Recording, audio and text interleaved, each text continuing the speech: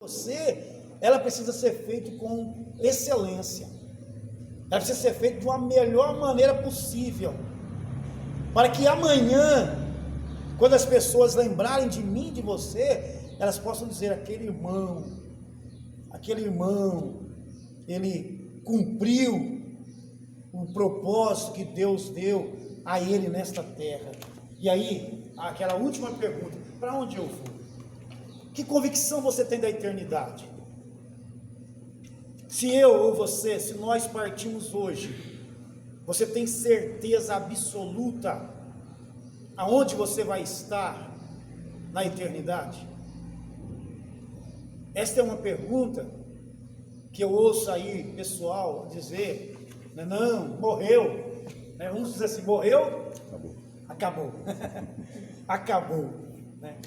Aí vem lá os espíritas e vai dizer que o homem, o ser humano, vai entrar num processo de transformação, irmão?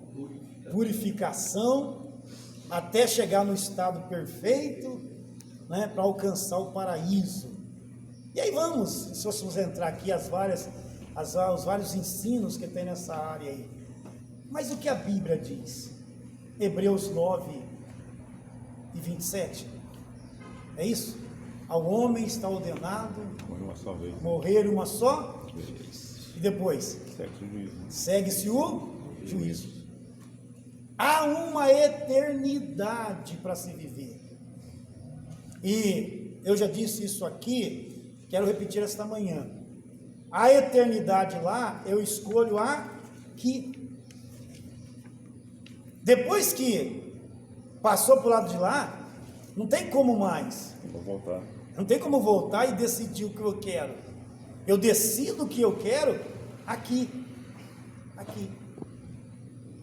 Então eu penso assim, e como sou eu que penso, você pode concordar ou discordar. Cada dia que Deus dá a mim e a você, é uma oportunidade de nós escolhermos a eternidade que queremos. Então, se eu quero estar com Deus na minha eternidade, eu tenho que prezar e andar nos seus santos caminhos aqui. Se eu não quero estar com Deus, então eu vivo a minha vida segundo a minha vontade. Mas eu não posso viver hoje sem pensar no meu amanhã. Quando eu digo amanhã, estou dizendo a minha eternidade. Eu não posso, porque eu não sei a brevidade da minha vida. Então essas respostas, queridos, daria aqui para a gente estudar a aula toda. Hoje essas perguntas, e cada um de nós sabemos responder de forma contundente isso, porque isso daqui você pode, em qualquer lugar, alguém te fazer essas perguntas. E aí você, como cristão, se você não souber responder isso, que convicção você vai passar para a pessoa? Então a gente precisa saber responder. Bom, trabalha com desorganização, irmãos. Deus é um Deus organizado. Quando a gente pensa na questão igreja, a gente precisa ter uma organização, mas organização mesmo. Eu gosto dessa palavra excelência, porque o nosso Deus é assim. Tudo que Deus fez seguiu uma organização tremenda, queridos. Não foi algo desconexo, vamos fazer assim, não foi. Lendo esses capítulos que eu coloquei aqui, de 1 a 11, você vai entender isso. Veja bem, no tópico 2 da revista de vocês aí, primeiro Deus criou os céus, não foi assim? A terra e tudo que nele há. Só depois então veio a formar o homem.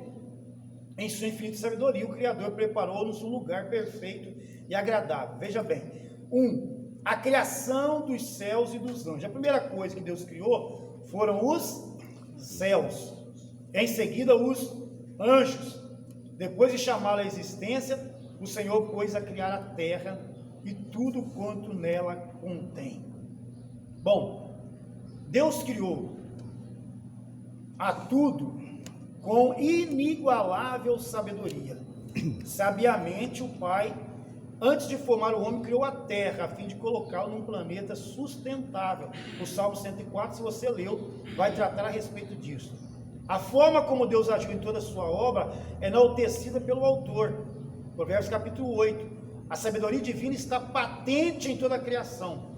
Por essa razão, todas as obras do Senhor são admiráveis, sublimes e ricas em variedades. Então veja que Deus criou tudo, dando uma sequência de fatos. Não foi uma coisa assim, não, Deus criou tudo com uma ordem, até chegar a criar um homem. E na lição de domingo que vem, vamos chegar na criação da mulher. Veja que houve tudo uma ordem sequencial que Deus fez. Criou os céus, criou o anjo, criou a terra, né? E assim por diante. Depois, quando Deus vai criar o homem e a mulher, aí vem o jardim, para Deus colocá-lo num lugar onde ele pudesse habitar com toda a segurança, tendo ali tudo o que ele precisava para manter a sua vida. Então veja que Deus, ele usou de uma sabedoria para que pudesse ter toda a criação desta terra. A Trindade esteve presente na formação do homem. Veja bem que nós lemos o texto de Gênesis 1:26, que é o nosso texto áudio. Diz assim: e disse Deus, façamos. Bom, todo mundo entende que está no plural. Isso indica que havia mais de uma pessoa ali. Amém, queridos? Amém. Indica que havia mais de uma pessoa ali. Façamos. Façamos a quem? O homem, a nossa imagem, conforme a nossa semelhança, e domine sobre os peixes do mar e sobre, aí vai vir lá, toda a terra. 1:26. Bom, primeiro, Deus criou o homem. Gênesis 1:26 e 27 trata disso. Depois, quando a gente vai para Gênesis 2:7, que nós vamos ver daqui a pouquinho, nós vamos ver que como Deus fez o homem. Então veja bem, 1:26, Deus cria o homem. Leia Gênesis 2:7 agora, por favor. Está na revista de vocês aí. E Paulo disse assim, de todo espírito, alma e corpo. Paulo está mostrando o homem tríplice ali, a tríplice natureza do homem, o espírito. A palavra ali para espírito é pneuma, né? Ali está tratando do homem espiritual. 1 Coríntios capítulo 12, no capítulo 2, verso 13, se você quiser anotar aí para você ler em casa, você anote e lê em casa isso depois, para você conferir de uma forma que você entenda. Ali, quando há esse sopro de vida, esse fôlego de vida que Deus está colocando, né, e fazendo com que o homem já tenha agora essa tríplice natureza, então vai o espírito, a alma e o corpo, é essa massa que nós temos aqui. O que é o espírito aí? Bom, o espírito, eu vou só aqui trazer de uma forma simples, porque depois nas outras aulas falaremos sobre isso de uma forma mais abrangente, mas no espírito vai estar o discernimento, a esperança, a adoração, a oração, a fé. Isso vai estar ligado neste homem espiritual, que no texto bíblico, de uma forma, no original, que eu disse para vocês, pneuma, que vai ser pneumáticos, com K no final, que vai tratar do homem regenerado, né? Aquele homem que foi regenerado, porque caiu por causa do pecado, mas agora regenerado. Aí nós temos aí a outra coisa que nós chamamos de alma, que vem do termo psique, que aí é assunto que vocês todos sabem, né? Que é o homem natural. 1 Coríntios 2:14, o próprio Paulo é um homem que tratou desses assuntos de forma abrangente. Aí, Paulo vai colocar aí a alma como o pensamento, como o sentimento, como a vontade, como a razão. Isso está alojado na nossa alma. Na nossa alma que nós sentimos alegria, que nós sentimos tristeza. É por isso que essa parte que nós chamamos a psicologia, né, de psique, o estudo da alma, né, porque se trata desses sentimentos que está aí. E depois nós temos a terceira parte do ser humano aí, que é o corpo, né?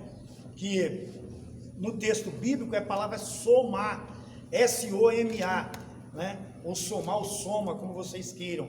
Que também Paulo tratou isso em 1 Coríntios capítulo 3, de 1 a 3, Paulo tratou sobre isso. O que é que nós temos no corpo? Visão, audição, olfato, tato e paladar. Isso nós temos no corpo. Vemos, sentimos, né? Ouvimos, sentimos o gosto das coisas, tocamos, isso está no corpo.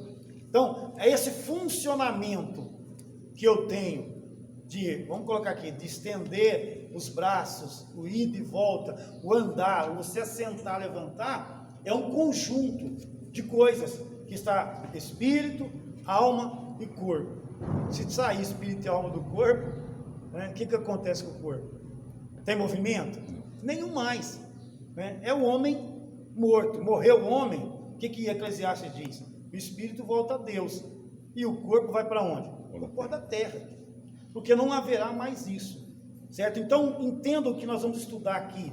Por isso eu disse para vocês que nós estamos falando de antropologia bíblica, porque estamos estudando o homem a partir de hoje, nessa tríplice função que tem, né?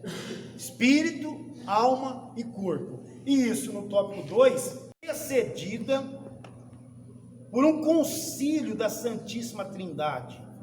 E disse Deus, façamos. É o texto áureo de hoje, 1:26. O homem à nossa imagem, conforme a nossa semelhança. Bom, isso aqui eu vou repetir para vocês, que quando fala de imagem e semelhança, está falando do aspecto moral, intelectual e espiritual, tá bom? Concedido a Deus por nós. Essa imagem e essa semelhança é isso, é o aspecto moral, é o aspecto intelectual e é o aspecto espiritual que foi dado a nós na formação. Imagem e semelhança aí significa isso. Repito, aspecto moral, intelectual e espiritual considera nós. Porque, irmãos, eu vou fazer uma pergunta bem simples. O homem, vamos pegar o homem em si. Esqueça agora ser cristão ou não, o homem em si. É um ser inteligente? Sim. Sim ou não? Sim. É um ser inteligente. É um ser inteligente. Veja que Deus criou o homem com capacidade de criar. É claro que o homem cristão é mais inteligente, né? Eu penso, né? Por quê? Porque nós alcançamos um patamar, é o que citei aí o irmão Júnior e o irmão Luiz leu. Os homens vieram há milhares de anos agora falar que a terra é redonda. Mas Isaías, quantos anos Isaías escreveu isso? A revelação de Deus. Que a terra é um globo, né? A terra já é um círculo. Olha quanto tempo. Então o homem, ele veio dotado de uma capacidade, irmão, de uma inteligência. Ele veio apto para muitas coisas. Veja que cada um de nós aqui, se eu fosse começar a perguntar aqui, 4, 6, 8, 10, 12, 13 comigo, 14 com o irmão Josias. Se eu perguntar para cada um de vocês aqui, no que você é bom, cada um de vocês é bom em uma coisa. Sim ou não? Sim. Cada um de vocês é bom em uma coisa. Um é bom para trabalhar com máquina, outro trabalhar com o quê? Outro é bom para pintar, outro é bom para construir, outro é bom para criar coisas. Não é assim? Cada um de nós temos uma aptidão. Porque todos nós nascemos com um grau de inteligência, gente. E aí, escute, no caminhar da vida, eu e você vamos desenvolvendo isso. O homem foi criado de uma forma tão sociável por Deus, que o homem consegue se encaixar onde chega. Ele consegue se encaixar. As coisas mudam e nós conseguimos nos adaptar em muitas mudanças que temos. Agora, isso eu estou dizendo do homem natural. Agora pensem no homem espiritual. Você com Deus. Queridos, nós temos crentes na igreja, homens e mulheres, que eles não têm uma faculdade secular, não têm a teoria, mas eles foram para os pés do Senhor, e Deus deu tanta graça e sabedoria a eles, que eles administram.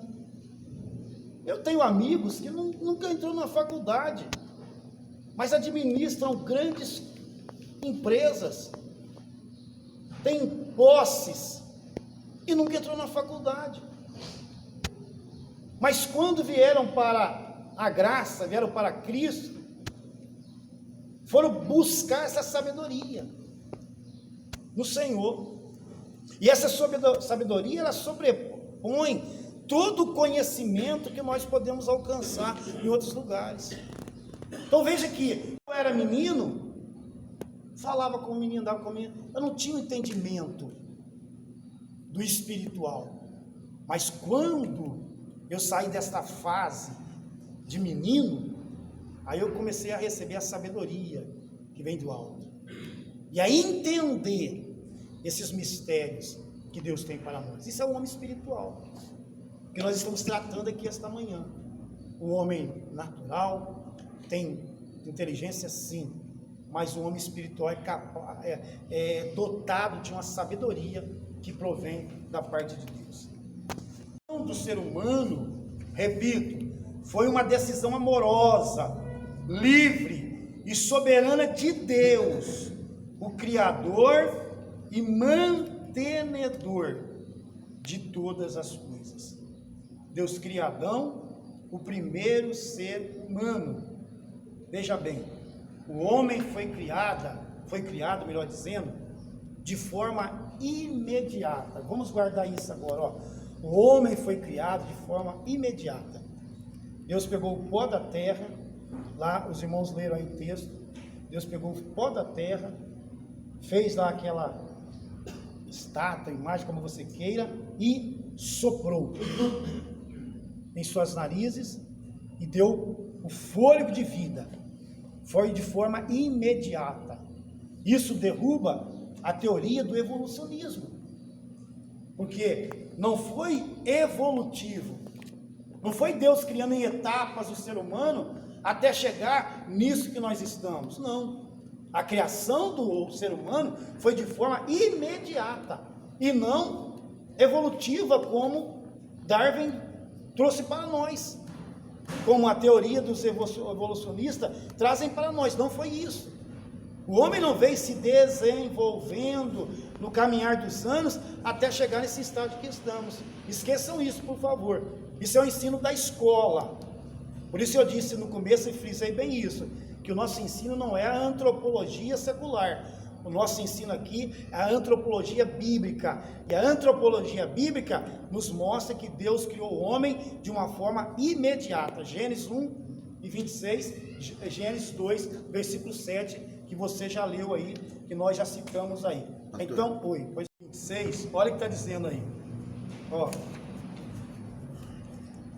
conforme a nossa imagem, passamos o homem à nossa imagem, conforme a nossa semelhança, ponto e vírgula. O que vem depois? Faça o quê? Domine. Então Deus já criou o homem dotado de uma capacidade de domínio. Domine sobre os peixes do mar. E aí vai depois, né? Então veja bem que Deus já deu aí ao homem o domínio. Não temos tempo para entrarmos nessa questão do domínio, mas irmãos, domínio aqui é o literal mesmo. O homem tinha domínio sobre tudo. Certa vez eu ouvi um pastor ensinar, e até foi motivo de riso, né? Porque o pastor disse assim: ó, Adão não precisava fazer igual nós fazemos, né? Eu não sou muito chegado, só gosto de comer peixe, mas não gosto de pescar. Tem gente que gosta de pescar e comer peixe, né? Eu só gosto de comer peixe. Adão não precisava pegar uma vara, ir lá e ficar lá sentado, esperando lá 10 minutos, 15 minutos. É só chegar lá e falar, tilápia. Bem. Ou não? Vocês não acreditam assim? Quem domina, manda? Sim ou não, irmão? Sim. Vocês estão em dúvida. Quem domina, manda? Manda, irmão. Ele tinha o quê? O domínio. Sobre o que está dizendo a Bíblia? Sobre os peixes do mar, sobre as aves. Ele dominava sobre tudo. O homem perdeu isso. Hoje, por exemplo, para nós dominarmos um leão, o que a gente faz? É na base do quê? Da força. Não é? Você vê o leão lá no circo, quem já foi no circo, vê o leão dançando lá, né? Solta uma música lá, você vê o leão dançando. Mas como é que o homem consegue aquilo lá, fazer o leão dançar? Tem uma tática. Não tem? Tem uma tática, vocês conhecem, né? Coloca o leão em cima de uma chapa quente e vai esquentando a chapa. E solta a música lá. E aí, a chapa vai esquentando, o leão começa a mudar as patas de lugar, porque está esquentando. Quando vai para o circo, não precisa colocar a chapa mais. É só colocar a música. É psicológico. Coloca a música, a hora que o leão ouvir a música, pá, ele vai começar a fazer os movimentos. Mas isso é conseguido na base do quê? Da força. Você vai domar um cavalo hoje, que jeito? Você chegar lá e diz, cavalo, a partir de agora eu vou montar em você, está resolvido, é isso? Não, o homem tem que domar. E domar aí exige força. Né? No princípio não era assim. O homem tinha o domínio. Ele dominava. Hoje você tem que adestrar, que chama? O cachorro, para ele te obedecer. Se fosse lá, não teria isso.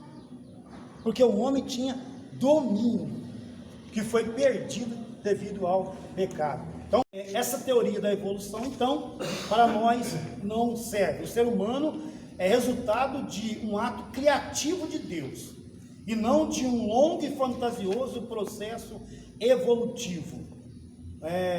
Salmo 148, verso 5, depois você lê em casa isso, e 2 Coríntios 6 e 14, o criacionismo bíblico é incompatível com o evolucionismo. Não tem como nós pegarmos as duas coisas, né, a ideia de Gênesis 1 e colocarmos naquilo que a teoria secular coloca hoje. Não tem como, certo? Não bate essas coisas. Vamos para o tópico 4. Glorificar a Deus. O Senhor criou-nos a fim de refletirmos a sua glória, a sua excelsa glória e majestade, ao contrário dos animais, né? Deus nos criou para a glória do teu nome, para refletirmos isto, né? E serás uma coroa de glória na mão do Senhor e um diadema real na mão do teu Deus. Isaías 62, verso 3. Então, uma das primeiras razões aí é para glorificar a Deus. 5 minutos, obrigado. É para glorificar a Deus. Essa é uma das razões pelo quais nós fomos criados, certo? Deus, vamos aqui, digno de adoração. Sim, vocês confirmam? Sim. Deus é um Deus digno de adoração. Não é que Deus precisa, é que Ele é um ser digno de adoração. Se eu não adorar, as estrelas vão adorar, os animais vão adorar de uma forma, né, os pássaros com seus cânticos vão louvar a Ele. Mas Deus escolheu eu e você para que nós pudéssemos ser adoradores. Nós temos em Isaías 6, ele fala que continuamente os serafins estão aonde? Em volta do trono de Deus. Fazendo o quê? Adorando.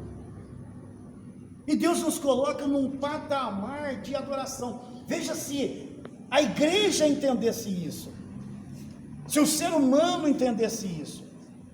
E quando eu digo adoração, eu não estou dizendo só esse momento que nós viemos aqui, que nós nos encontramos aqui. Irmãos, eu posso e você pode adorar a Deus em tudo que você faz, no teu trabalho, quando você assenta para se alimentar, naquilo que você vai fazer, você pode estar adorando a Deus, você pode estar glorificando a Deus. Quantas pessoas você não está vendo, mas elas estão te vendo, e você pode, mesmo essas pessoas mesmo você não vendo essas pessoas, elas verem em você um homem que está adorando a Deus, através dos seus atos, através do que você fala, através do que você faz, através da sua maneira de se portar. Olha, nós tínhamos um presbítero em Mococa, já falei, mas a família dele ninguém era crente, só ele crente na família. Aquele homem, ele ficou comigo lá, ele faleceu, fazia uns 3 anos que eu estava em Mococa quando ele faleceu. Mas irmãos, aquele homem muito simples, não sei se chegou a conhecer, muito simples, né? Mas não tinha aquela leitura assim. Mas aquele homem, quando chegava no púlpito, irmão, fazia uma diferença. Aí o que vai fazer diferença? Não é que os outros não, mas aquele homem assim, quando ele dava um glória a Deus, parece que era diferente, irmão. Parece que ele jogava fogo. É uma coisa assim que eu não conseguia entender. Ele gostava às vezes de cantar o hino da harpa, e quando ele cantava, irmão, nossa, misericórdia, era uma coisa assim. Parece que a igreja estava num outro patamar com ele cantando. E eu me lembro que ele passava lá para ir para a casa dele, e uma vez uma mulher procurou a igreja, não falou com ele, procurou a igreja. E a mulher quis saber quem é esse senhor, né? Aí ela explicou, é um senhor assim, assim, ele passa todo dia de manhã, ele ia na oração. Ela disse, olha, eu fico ali no portão da minha casa, esperando ele passar, porque quando ele passa ali na rua, ele dá bom dia assim, ele transmite uma paz tão grande, que eu fico o dia inteiro tranquila. Veja bem, o irmão Benedito não sabe nada disso, a mulher foi testificar. Eu pergunto, está glorificando a Deus ou não está? Está, irmãos, glorificando a Deus. Então não é só aqui no culto, levantar a mão, e não é só aqui, nós podemos glorificar a Deus em tudo aquilo que nós fazemos. Segundo, procurar a espécie. Deus ordenou ao homem deixar casa, pais e mães e unir-se a sua esposa, a fim de preservar a espécie humana. Multiplicar a raça humana é uma obrigação do ser humano. Veja que isso aqui foi lá no início, viu? Hoje não é necessário vocês ter 10, 15 filhos mais. A Terra já tem 7 bilhões e 500 milhões de seres humanos. Então você pode ter filho, né? Eu acho errado esses casais que não querem ter filhos. Às vezes a mulher não tem problema nenhum e ela fica tomando remédio a vida inteira para não ter filho. Não estou dizendo que condeno, mas acho errado. Deus que fez o homem e a mulher para procriar.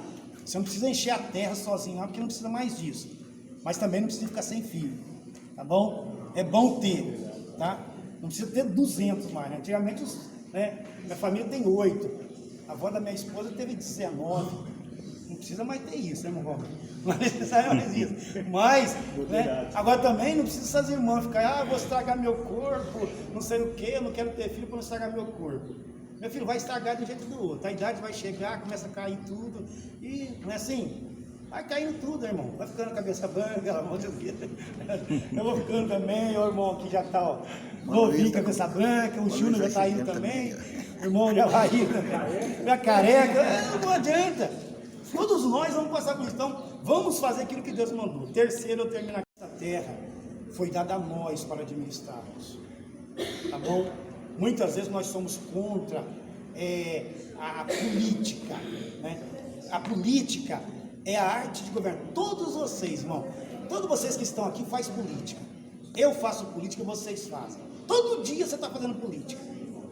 Todo dia. Eu e você faz política. Quando a gente vai, é vereador, é prefeito, é deputado, a gente leva para outro patamar. Mas todo dia eu e você faz política. A arte de governar o mundo está nas minhas mãos e nas suas mãos. E quando nós não assumimos a nossa posição, outros que não têm Deus assumem. E fazem o que estão fazendo com o nosso mundo. Por quê? Porque muitas vezes o cristão se ausenta daquilo que deveria ele estar fazendo, que eles deveriam estar fazendo, deixa de fazer, aí vem os ímpios e promove toda essa desgraça que nós estamos vendo no mundo atual. Deus abençoe vocês, pois não.